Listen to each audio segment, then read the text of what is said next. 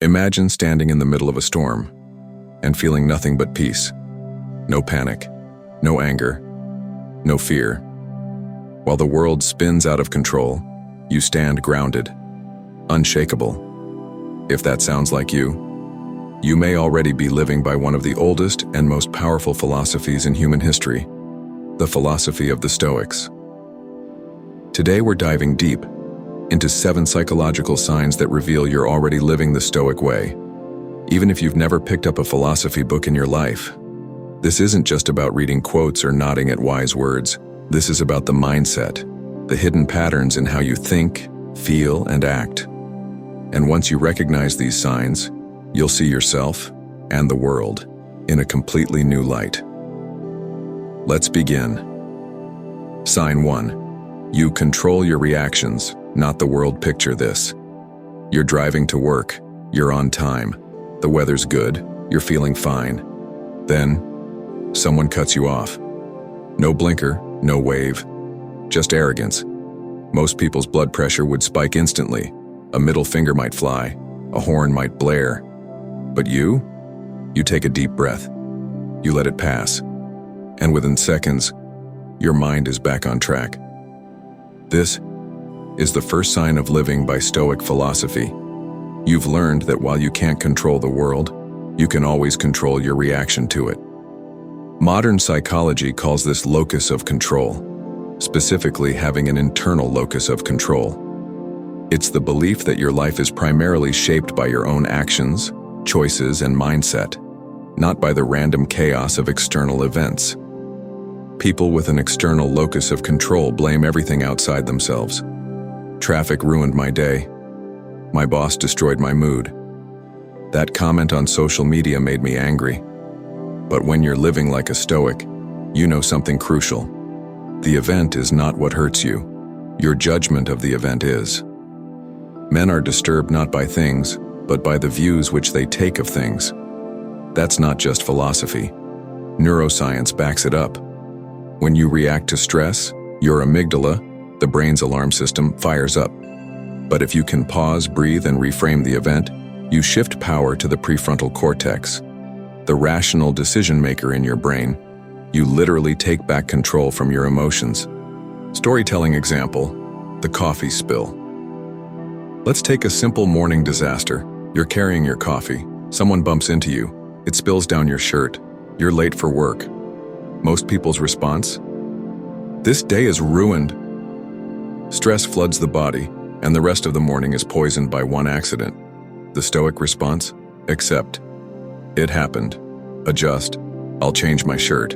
I'll grab another coffee. Move on. This moment doesn't deserve more than 30 seconds of my life.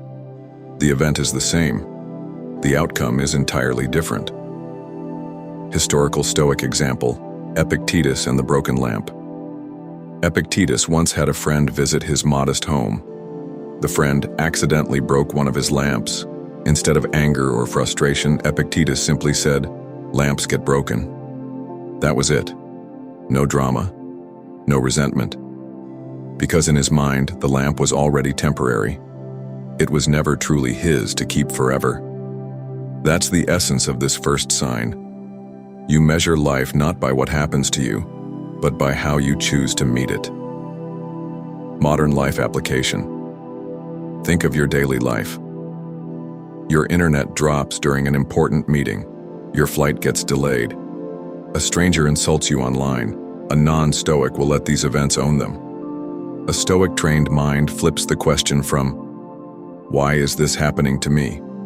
to "How do I want to respond to this?" It's not suppression. You're not bottling up emotions. You're mastering them, like a skilled rider guiding a powerful horse. Practical exercise for you. Tomorrow, something will go wrong. Not might. Will. When it does, I want you to notice the moment your emotions start to rise. Pause, breathe, and silently say to yourself, "This is outside my control, but my reaction is mine." Then, choose your next action with intention. Do this enough times, and you'll rewire your brain for resilience. Sign 2, you don't chase constant pleasure or fear pain. Picture this. It's Friday night. Your friends are all going out. Loud music, expensive drinks, endless scrolling for the perfect photo to post online. But you're at home with a book, or maybe you're just sitting in silence reflecting on your week. It's not that you don't enjoy fun. It's not that you're antisocial. It's that you've learned something most people never will. A life built only on chasing pleasure is a life chained to it. In psychology, this ties directly to hedonic adaptation, the idea that our brains quickly get used to new pleasures and then demand more to feel the same level of happiness. That first bite of cake is amazing. The second is good. By the fifth, you barely notice. The same happens with new clothes, bigger houses, social media likes, romantic excitement. The Stoic mind sees this trap clearly. Seneca wrote, "It is not the man who has too little, but the man who craves more that is poor." Instead of being ruled by craving, you've learned to enjoy pleasure without being enslaved by it, and to face discomfort without fear. Storytelling. Example. The ice bath. A modern example? Think of someone who chooses to take an ice bath every morning. Is it comfortable? Absolutely not. But that person understands that voluntary discomfort strengthens the mind. It teaches that pain is temporary and survivable. Now imagine you've built that same resilience not just for cold water, but for all of life's discomforts. Criticism, boredom, loneliness, delayed gratification. The Stoic mind sees these not as threats, but as training grounds. Historical Stoic example. Cato the Younger. Cato, one of Rome's great Stoics, had access to luxury. He could have worn the finest clothes, eaten the richest foods, and lived in comfort. Instead, he often wore simple clothing, walked barefoot, and ate plain meals. Why? Because he knew comfort can make you soft, and discomfort can make you unshakable. Modern life application. Today, we live in a world designed to keep you constantly comfortable. Food on demand, entertainment on demand, comfort on demand. And yet, anxiety, depression, and dissatisfaction are higher than ever. Why? Because the mind becomes restless when it has no challenges. The Stoic understands, you don't grow in comfort. You grow in the space just outside it. Practical exercise for you. This week, pick one small discomfort and face it intentionally. Take a cold shower, skip the elevator and take the stairs. Leave your phone in another room for an hour. Notice how your mind reacts. And then notice how quickly that discomfort loses its power over you. When you no longer fear discomfort, you become unstoppable. Sign 3. You stay calm in chaos. Imagine a sudden storm. Thunder cracks, rain pelts down. People scramble, panic rising everywhere. But there you stand, steady, grounded, unshaken. Why? Because you've learned the Stoic art of calm in chaos. The psychological principle. Modern science calls this emotional regulation, the ability to manage and respond to emotional experiences in a healthy way. People who master emotional regulation have lower stress levels, clearer thinking under pressure, better decision-making skills. Stoicism teaches that external events are neutral. It's your perception and judgment that create emotional turmoil. Marcus Aurelius wrote, "You have power over your mind, not outside events. Realize this, and you will find strength." Storytelling example. The emergency call. Think about a firefighter rushing into a burning building. Panic can be deadly. Instead, they train to stay calm, focus on the task, and control their breath. This calm allows them to think clearly, act decisively, and save lives. Similarly, the Stoic mind treats life's emergencies, whether financial crises, relationship breakups, or health scares, with a composed spirit. Chaos becomes a challenge, not a curse. Historical Stoic example. Marcus Aurelius in war. Marcus Aurelius, Roman emperor and Stoic philosopher, faced war, plague, and betrayal. Yet his journals, The Meditations reveal a man who remained composed despite immense external pressure. He wrote not about controlling the chaos outside, but mastering his own mind within it. Modern life application today, chaos might look like an overwhelming inbox, a sudden job loss, a family emergency. Most people spiral into anxiety and fear. But the Stoic chooses a different path. Acknowledge the event. Recognize what you can control. Focus your energy there. Practical exercise for you. When you feel overwhelmed, try this. Pause. Take 3 deep, slow breaths. Ask yourself, what can I control right now? Take 1 small step. Over time, this practice rewires your brain to respond with calm, not chaos. Sign 4. You focus on what truly matters. Imagine waking up each day with a clear sense of purpose, a compass guiding every decision, every action. In a world drowning in distractions, you've discovered the power of focusing on what truly matters. The psychological principle. Modern psychology calls this selective attention, the ability to focus mental energy on important stimuli while ignoring irrelevant noise. When mastered, it leads to greater productivity, higher satisfaction, reduced stress. Stoics call this living according to nature, aligning your life with your true values rather than fleeting desires. Seneca said, "It is not that we have a short time to live, but that we waste much of it." Storytelling example, the farmer's choice picture, a farmer tending fields. Every day he chooses to water the plants that promise the best harvest, ignoring weeds and distractions. Your mind is the same. You decide what thoughts, emotions, and goals to nurture, and which to let wither away. Historical Stoic example, Epictetus on priorities. Epictetus taught that many suffer because they chase externals, wealth, fame, pleasure, things beyond their control.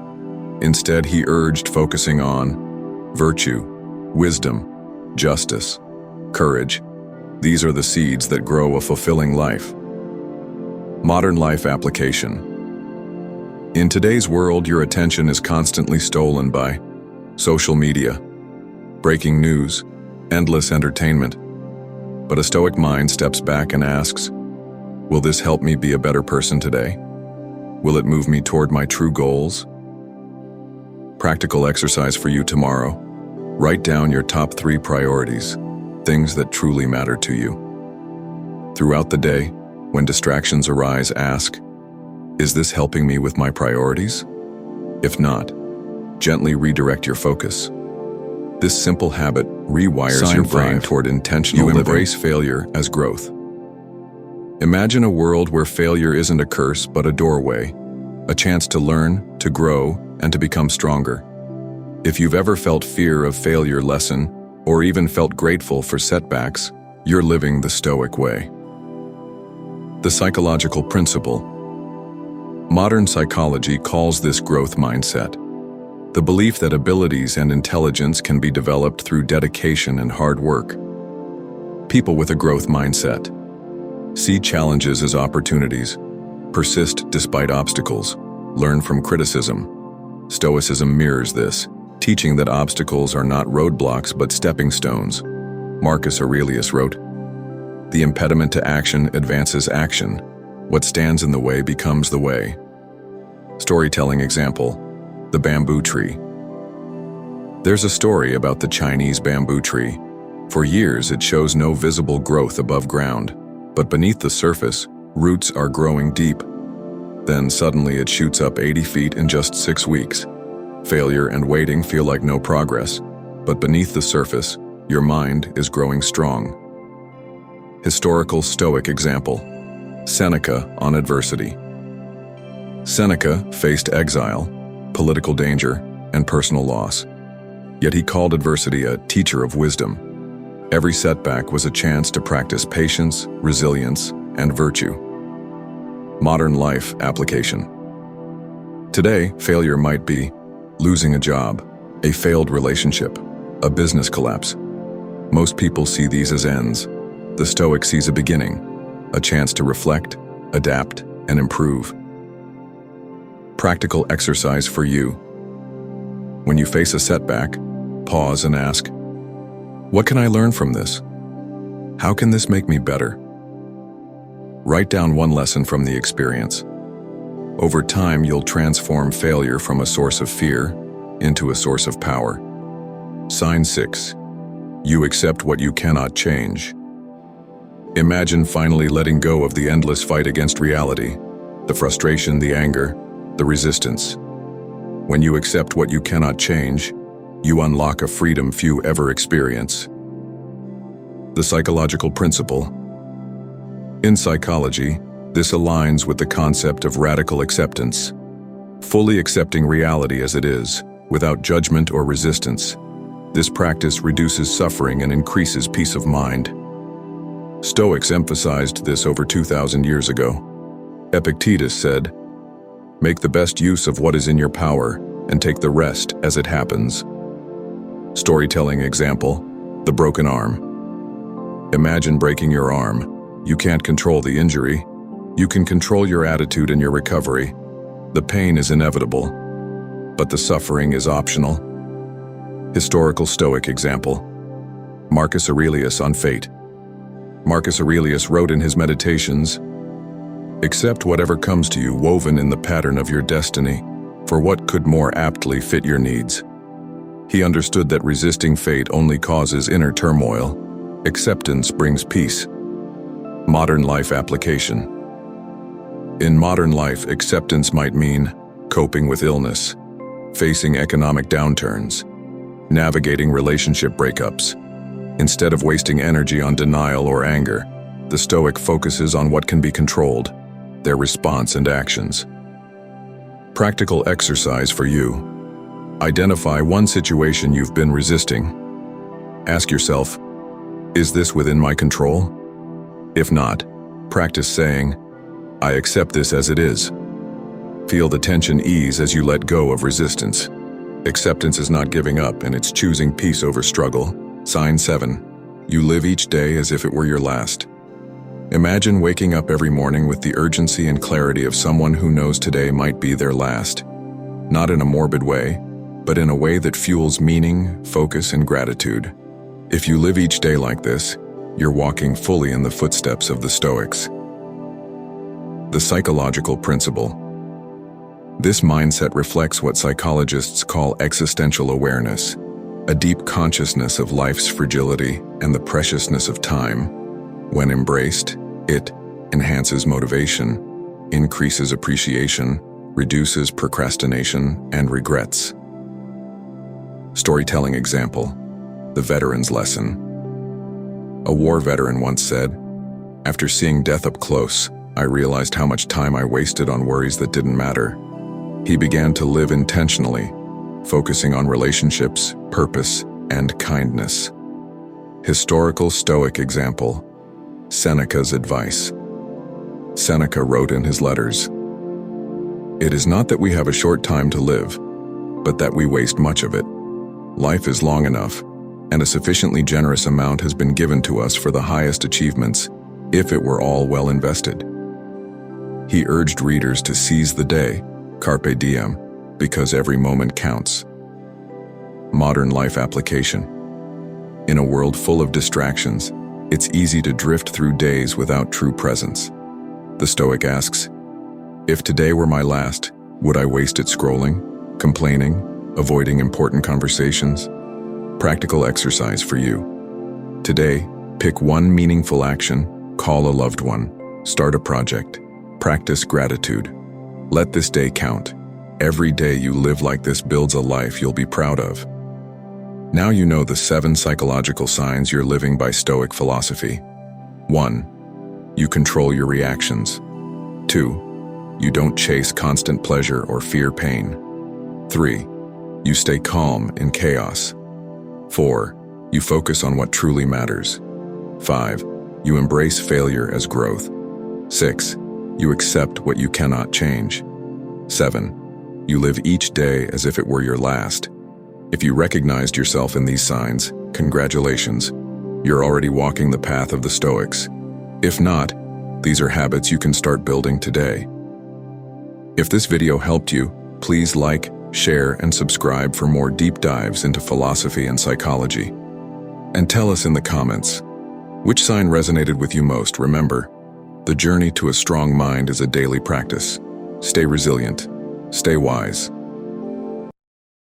Imagine standing in the heart of a violent storm. The wind is so fierce it feels like it might lift you off the ground. Rain cuts across your face like sharp glass. Lightning splits the sky, shaking the earth beneath your feet. Everything around you is chaos. And yet, you are calm. No panic, no anger, no fear. It's as if the storm can't touch the stillness inside you. That is mental strength. It is not a gift you're born with. It is not some magical talent. It is something you build, choice by choice, moment by moment, brick by brick. Today, we will walk through 10 philosophical truths that will make your mind unbreakable. Not empty motivational quotes, not fleeting inspiration, but principles that have carried warriors, kings, philosophers, and ordinary people through some of the harshest storms life has ever unleashed. We will borrow wisdom from the Stoics, Marcus Aurelius, Seneca, Epictetus, men who faced death, betrayal, and hardship with a steady heart. We will learn from Eastern philosophy, Lao Tzu, the Buddha, who taught that peace is not something the world gives you, but something you create within yourself. And we will blend these ancient truths with modern life so you can use them in the noise, chaos, and uncertainty of the world we live in today. But before we begin, remember this. Mental strength is not the absence of feeling. It is not about becoming a cold stone. It is about feeling everything: fear, pain, joy, loss, and still making the choice that serves you best. Let's begin with the first truth. A truth that frees you the moment you truly understand it. Rule 1. Control what you can, release what you can't. There is a quiet liberation in accepting that some things are simply beyond you. Epictetus, born a slave, later a philosopher, spoke of it often. He saw life as divided into two realms: what is yours to command and what will never be yours to control. Your thoughts, your choices, your actions, these belong entirely to you. But the rest, the opinions of others, the weather, the past, the economy, the unexpected twists of fate, these are beyond your reach. And yet most of our suffering comes from trying to control the second category. We try to force people to respect us. We try to make life fair. We try to guarantee that nothing bad will ever happen. But the truth? We can't. And every attempt only leaves us more exhausted. There is an old story of an archer. He trains for years to master his bow.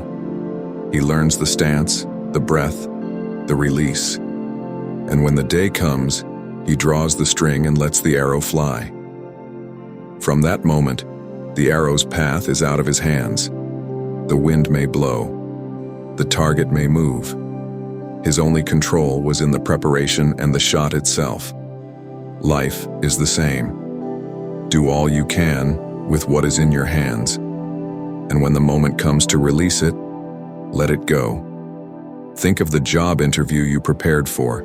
You researched the company, you practiced every answer, you showed up confident. But you didn't get the offer. Maybe they already had a candidate in mind. Maybe they didn't connect with you. Maybe they just saw a different path. You could waste weeks replaying every moment, wondering what went wrong.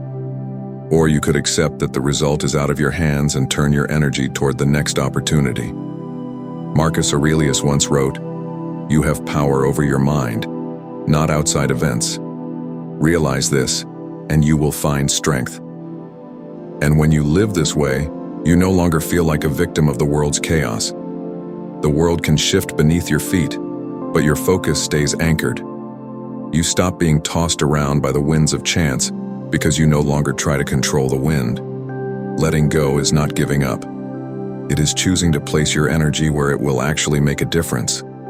It is refusing to drown in battles that cannot be won. And it is in that choice that your mind becomes untouchable. When you no longer demand that the world obey you, you start to see it for what it is, a place of constant change. You learn to move with it, not against it. And the moment you do, the storm loses its power. Rule 2. Turn pain into power. Every life will meet pain. It comes in different forms: loss, rejection, failure, betrayal. Sometimes it arrives slowly, creeping into your days like a shadow you can't shake. Other times it strikes without warning, like a blade in the dark. Most people run from it. They numb themselves with distractions. They pretend it isn't there. But philosophy teaches something different. It says, do not run from pain. Face it. Use it. The Stoics saw pain as a teacher. A strict one, yes, but one that delivers lessons you can't learn any other way. Seneca once wrote, "Fire tests gold, and adversity tests the brave." He meant that hardship is the furnace where strength is forged. Without the heat, the gold remains raw. Without adversity, the soul remains soft. Picture a young soldier in ancient Rome.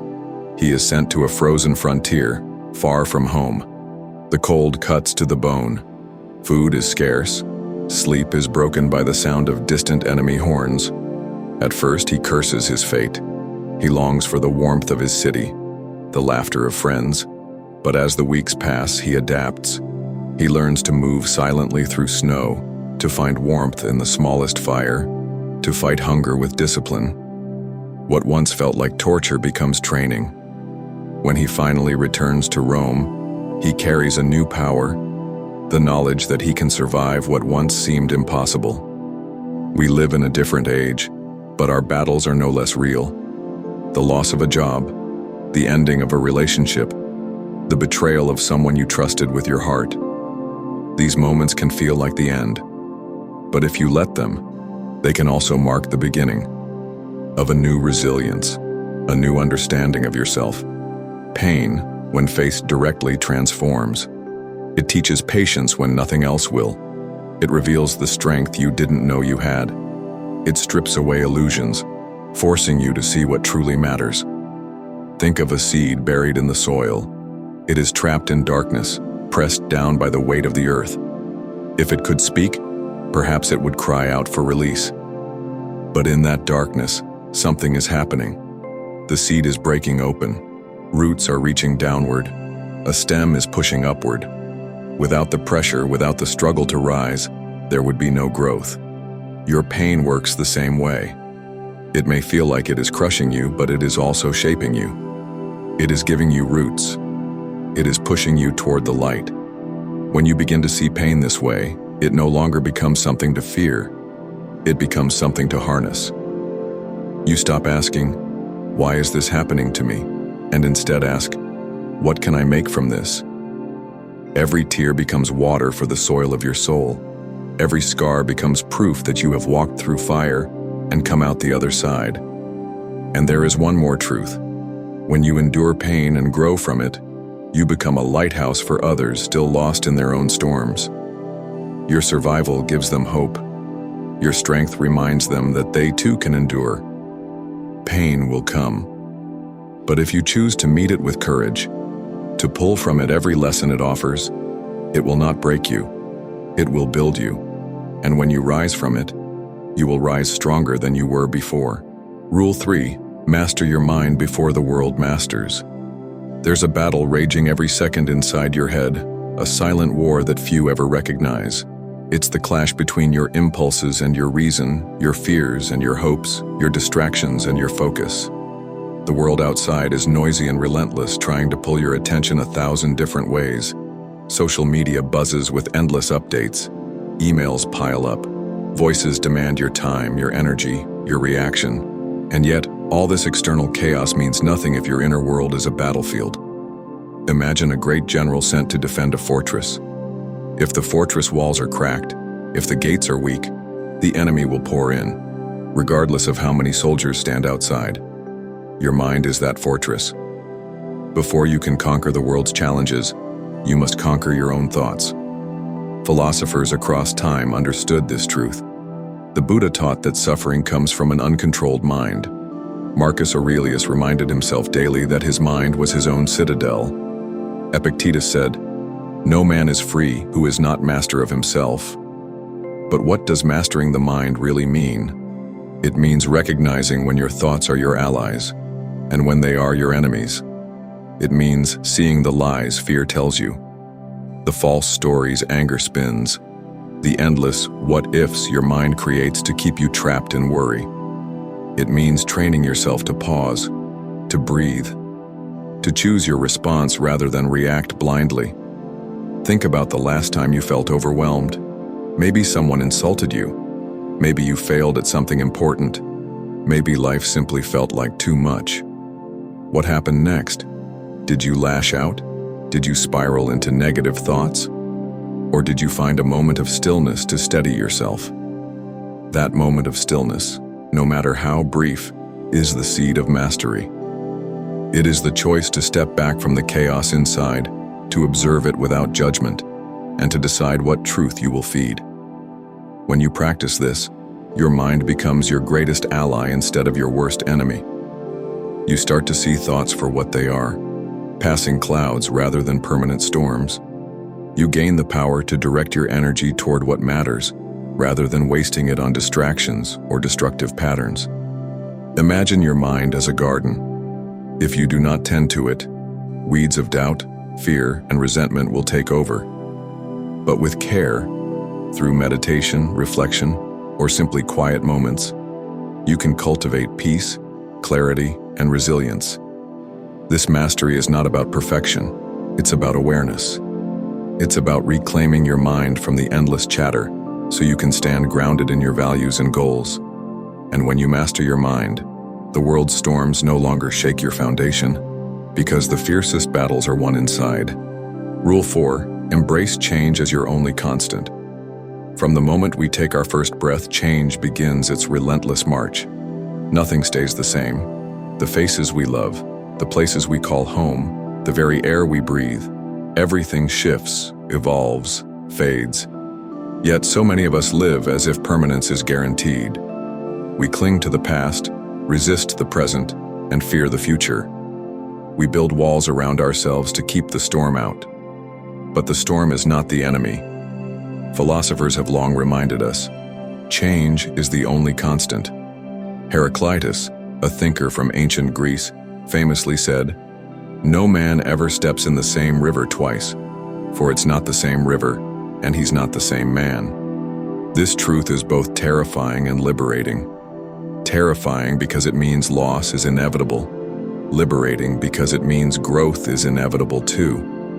Imagine a tree in a forest. It stretches its branches toward the sun. Its leaves whisper in the wind. Seasons come and go. Summer's warmth, autumn's decay, winter's cold. The tree does not fight these changes. It bends. It sheds what must fall. It draws strength from its roots, knowing that with every change comes new life. When you accept change instead of fearing it, you stop wasting energy on resistance. You stop clutching what cannot be held. Instead, you become fluid, adaptable, ready to move with life's currents. Think about your own life. Moments when you fought to hold on, relationships that ended, jobs that disappeared, dreams that shifted. Painful as these are, they also open doors to something new, a different path, a new strength, a clearer understanding of who you are. Eastern philosophy calls this Wu Wei, the art of effortless action, or flowing with the natural order rather than against it. When you practice Wu Wei in your life, you stop forcing outcomes. You trust the process. You find peace in the middle of change, not despite it. This mindset does not make you passive. It makes you powerful, because real strength lies not in holding tight, but in knowing when to let go and move forward. So, when the next change comes, and it will, don't brace for battle. Breathe deeply. Remember the river, the tree, the endless flow. Stand tall and bend with grace. You will find that change no longer threatens your mind. It strengthens it. Rule 5, find freedom in acceptance, not resistance. The hardest battles we face are often not with others, but with ourselves. The struggle to accept reality as it is, not as we wish it would be. Resistance feels natural. We push against pain, against loss, against unfairness. We rebel against the cards we've been dealt. But this fight, though instinctive, often traps us in suffering far longer than necessary. Philosophy teaches a profound truth. True freedom comes not from changing what is outside, but from accepting what is. Imagine a river blocked by a fallen tree. You could spend endless energy trying to move the heavy trunk, fighting the flow of water. Or you could flow around it, finding new paths, new possibilities. Acceptance is not giving up. It is not surrendering your dreams or your values. It is the clear-eyed courage to see the world and yourself without illusions. Think of Viktor Frankl, the psychiatrist and Holocaust survivor. In the most brutal conditions imaginable, he found a freedom no prison could take, the freedom to choose his attitude. He wrote, "Between stimulus and response there is a space. In that space is our power to choose our response. In our response lies our growth and our freedom." When you embrace acceptance, you find that space. You stop wasting precious energy resisting things beyond your power. You redirect that energy toward meaningful action within your control. This doesn't mean you won't feel pain or disappointment. It means you won't be defined or destroyed by them. Acceptance is a shield against the chaos of the world. It is the foundation upon which your mental strength is built. So when life deals you a hard hand, don't fight the river. Flow with it, learn from it, and let it carry you to a stronger, wiser self. Rule 6. Choose your inner dialogue. Carefully. What you say to yourself in the quiet moments shapes everything. Your actions, your mood, your very sense of self. Our minds are constantly talking. Sometimes the voice is kind, encouraging, and wise. Other times it's cruel, harsh, and relentless. Imagine two people facing the same challenge. One says, "I can handle this. I will learn and grow." The other says, "I'm not good enough. I'll fail like always." Which one do you think will stand taller when the storm comes? Philosophy teaches us that our inner dialogue is the foundation of mental strength. Marcus Aurelius reminded himself daily, "The happiness of your life depends upon the quality of your thoughts." This means that your mind can be your greatest ally or your worst enemy, depending on how you treat it. You cannot always control what happens around you, but you can control the story you tell yourself about what happens. Changing that story takes practice. It means catching yourself when the voice turns negative. It means questioning the truths you accept without proof. It means speaking to yourself as you would to a friend you deeply care about. When you choose kindness over criticism, patience over judgment, hope over despair, you reshape your inner world. And when your inner world is strong, the outer world's storms become less threatening. The conversations you have with yourself are the seeds of your resilience. Plant them wisely. Rule 7. Live according to your values, not others' expectations. From the moment we enter this world, the voices around us begin to shape who we think we should be. Family, friends, society, all whisper expectations. Wear this, do that, become this. It's easy to lose ourselves in the flood of these demands, to chase approval, avoid conflict, and fit into molds that don't quite fit. But philosophy shows us a different path, one where true strength blooms from living in alignment with our deepest values, not the ever-changing expectations of others. Imagine a sailor steering a ship. If he lets every passing wave decide his course, he will be lost at sea. But if he holds firm to his compass, his destination becomes clear. Your values are your compass. They point you toward who you truly are, beyond noise and pressure. Marcus Aurelius advised, "If it is not right, do not do it. If it is not true, do not say it." Living this way demands courage. Courage to say no, to walk away, to stand alone if necessary. But it also brings freedom. Freedom from the exhausting game of pleasing everyone. Freedom to build a life that feels honest, meaningful, and whole. When you choose your own path guided by values, you become unshakable, because your strength comes from within, not from the fleeting approval of the outside world. Rule 8. Practice patience in a world that demands speed. We live in a world obsessed with speed. Instant answers, instant success, instant gratification. The noise never stops. Notifications ping, deadlines loom. The pressure to move fast is relentless. But mental strength requires something else. It demands patience, the quiet power of waiting, enduring, and trusting the process. Philosophers have long valued patience as a virtue. Seneca once said, "No great thing is created suddenly." Even nature teaches us this truth. Think of the oak tree. It does not become mighty overnight. Year after year, it grows slowly, its roots digging deeper, its trunk thickening against storms. Its strength comes from time and steady growth, not from rushing toward some imagined finish line. Patience allows us to see beyond immediate discomfort and frustration. It teaches us that struggle and waiting are often the silent architects of success. In life, when we rush, we make mistakes. We lose sight of what truly matters. We become exhausted chasing fleeting results. But when we cultivate patience, we begin to hold space for growth. We allow our minds to breathe amid chaos. We build endurance that no quick fix can provide. The next time you feel overwhelmed by pressure or the urge to quit, remember the oak tree. Strong minds know the value of time.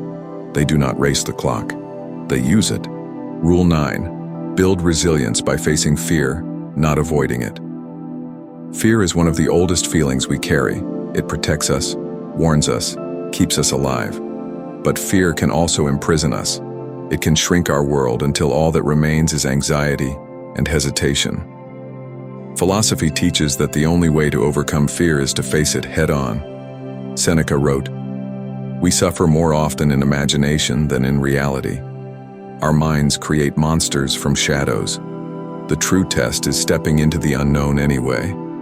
Imagine a young warrior standing at the edge of battle. His heart pounds. Every instinct screams to run. But he stands firm. He does not let fear decide his fate. Each time you face your fears, you grow stronger. Each time you choose courage over comfort, your mind builds muscles of resilience. Avoiding fear may bring temporary relief, but it leaves you vulnerable to the next challenge.